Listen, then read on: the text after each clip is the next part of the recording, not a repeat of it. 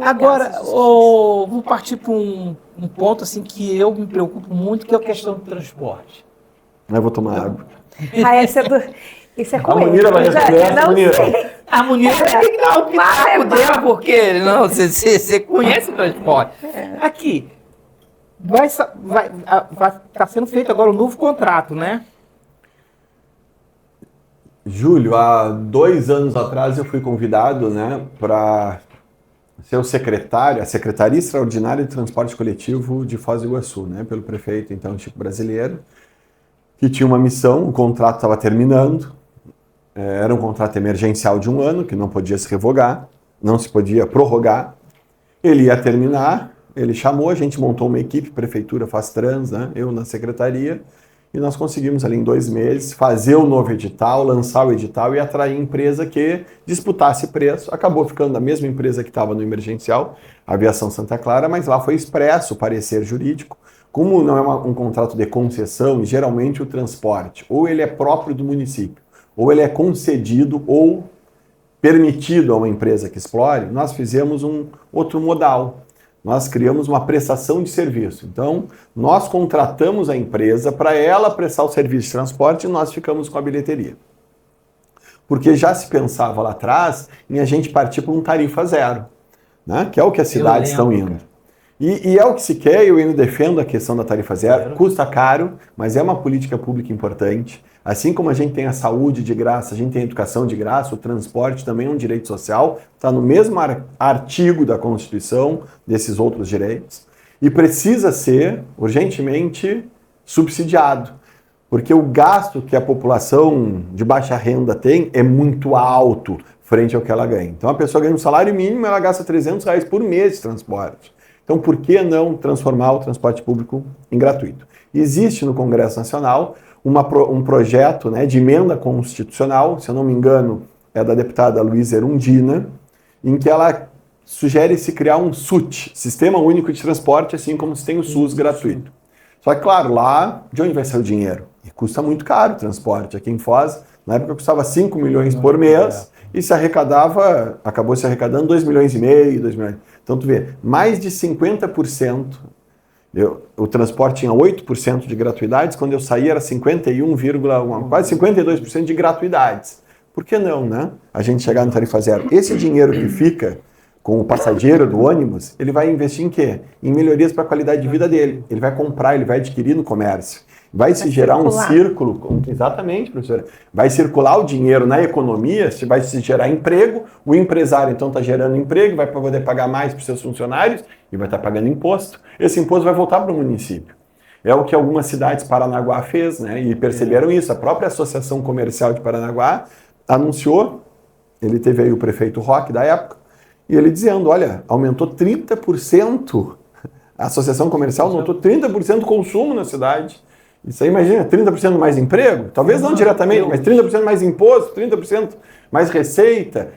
A gente está criando riqueza. Eu andei estudando sobre tarifa zero, né? Eu aprofundei muito tarifa zero. Eu sou um defensor, assim, muito grande de tarifa zero. E você sabe o impacto que dá na saúde? É 87% de melhoria. É sério? É, por quê? Acidentes e poluição, principalmente? Não, vou explicar para você. Por exemplo, quando o médico marca a consulta daquele paciente e é de fisioterapia, que ele tem que ir, e ele não pode ir sozinho, ele é obrigado a levar, às vezes, o irmão, ou ele acompanha o pai, então são duas passagens. Ida e 2 de volta. Só que a terapia, às vezes, ele tem que fazer 3 vezes na semana. Não consegue. Semana. Então, ele acaba não indo e não dá continuidade. E eu falo isso porque a minha esposa é médica, depois saúde, então é ruim para a saúde dele, que ele deixa de ir, e é ruim até para a própria gestão. A gestão. Que a pessoa falta e não se consegue colocar outro, né? No lugar que não tem tempo para avisar. Então eu deixei 2 projetos, Júlio, foi uma pena que a Procuradoria do município entendeu que não se tinha orçamento para isso, mas 2 projetos, e um dos projetos que eu deixei, mandei para a prefeitura, enquanto estava lá, era de se criar exatamente isso, a tarifa gratuita para aquela pessoa que ganha até 3 salários mínimos e tinha Eu lembro desse a consulta projeto, marcada. Eu lembro. Que a gente percebia exatamente isso. As pessoas faltavam. Tu vê, tem uma fila grande, as pessoas faltam, e muitas dessas pessoas faltam. Claro que algumas já se resolveram no particular, ou já morreram. Agora, e o Fernando... mas porque não tinham dinheiro para passagem. Fernando, mas o impacto na saúde é tão gritante que, por exemplo, a pessoa deixa de ir à consulta. Certo? Ela foi lá, primeira vez. Aí ela não foi. Aí, como ela não conseguiu resolver o problema da lesão, Do dedo, ela volta pro posto. Aí toma o espaço do posto. Aí vai atrapalhar. Aí o posto vai lá e remarca para ela. Ela vai, mas ela não dá continuidade. Então você vê, é uma coisa assim assustadora. Caso de gestante, a minha esposa, ela chegou a conversar com algumas vereadores, para propor uma lei no município que teve o passe de estudante. Sim, foi uma... Até um passe para gestante. Olha que bacana. Então, durante o período, né? Então, porque justamente a minha esposa, ela viu que a gestante, ela não dão continuidade dos exames, porque ela tem que ir várias vezes. E o ginecologista não fica no posto, ele fica entendeu? Mas não tem alguma coisa em relação a pré-natal? Não tem. Não desconheço, acho que a Não nossa tem, legislação não tem. não prevê. A doutora a minha esposa, ela Que tentou... interessante, mas poderia até buscar isso, de repente, numa lei estadual, né? Uma coisa para buscar Por isso também. que eu acho que é importante a gente começar a discutir isso dentro do nosso partido, no PMDB, a gente começar alguns temas como esse, da gente fortalecer, até para ajudar a nossa vereadora lá, para ela fazer leis exitosas, positivas, e que a gente vai incentivar isso. Eu acho que é por aí o caminho. Ô, Júlio, quando se fez o levantamento de impacto, né, não chegava a 80 mil reais por mês se a gente desse transporte gratuito para as pessoas que têm consultas marcadas. Então não é um volume expressivo, né?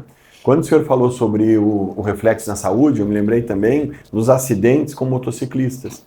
Muita gente foge do ônibus, porque é caro, 300 reais por mês, eu compro uma moto, parcelo uma moto para mim e tenho maior agilidade. E muitas vezes essas pessoas se acidentam, elas não têm nem carteira de habilitação. E até compram motos no Paraguai, mais baixas, né, mais baratas e velhas, antigas, né, de menos qualidade. E isso acaba impactando o quê? Na saúde. Então a pessoa que está esperando para fazer uma cirurgia eletiva, não vai poder ser atendida porque chegou uma de urgência. Você já viu o custo o hospital, cirurgia ortopédica dentro do hospital? É altíssimo. O Hospital Municipal, em 2022, eles passaram oficialmente esse valor, eles disseram, era o Buriasco, em 2022, ele não era na época em 22, mas ele estava na época em que ele me respondeu. Em 2022, o levantamento que fizeram foi 5 milhões de reais só para atender acidentados específicos de trânsito, de motos, em Foz do Iguaçu, que é o setor da traumatologia. R$ 5.000 por mês ou por ano? Por ano. Mas isso tem outros reflexos. Não é só o prejuízo ali da saúde, né? Imagina, essa pessoa está em uma idade laboral, ele está na fase dele que ele está trabalhando. Às vezes Aí até o um entregador. INSS, aí tem tudo. INSS. Ele Aí recebe menos. Como ele não tem carteira assinada, Não recebe. não recebe.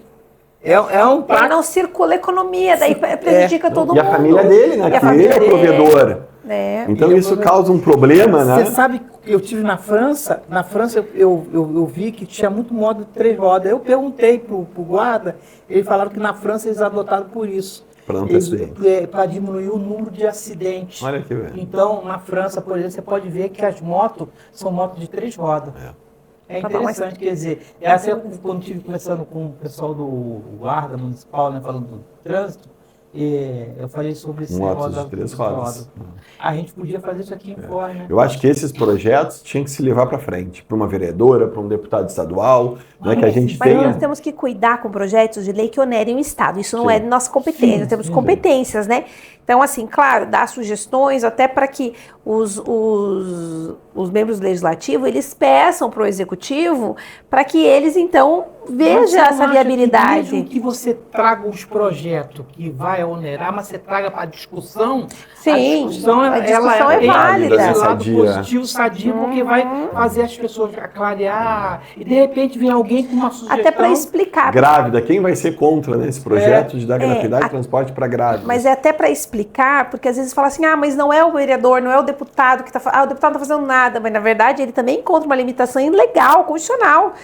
Com certeza a vontade de muitos deputados é falar, não, eu quero que tenha essa política pública e daquela, mas quando a gente fala em dinheiro, que envolve gastos, ele tem uma limitação, porque não é da vontade, não é só a vontade. Por que algumas cidades conseguiram implantar tarifa zero? Ela usou, por exemplo, Maricá. Maricá, ele colocou lá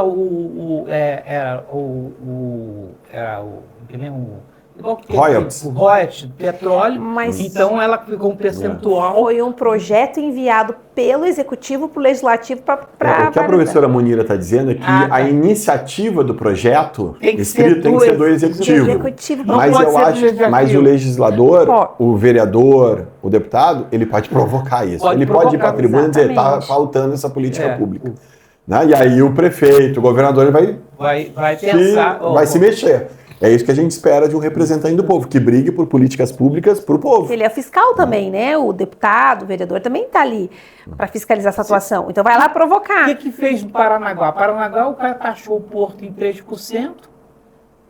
Ele dissolve aquele para os pessoais que usam o porto, arrecada e passa, né? E aí você viu que ele aqueceu a economia por causa do... Ele aumentou o ISSQN, né?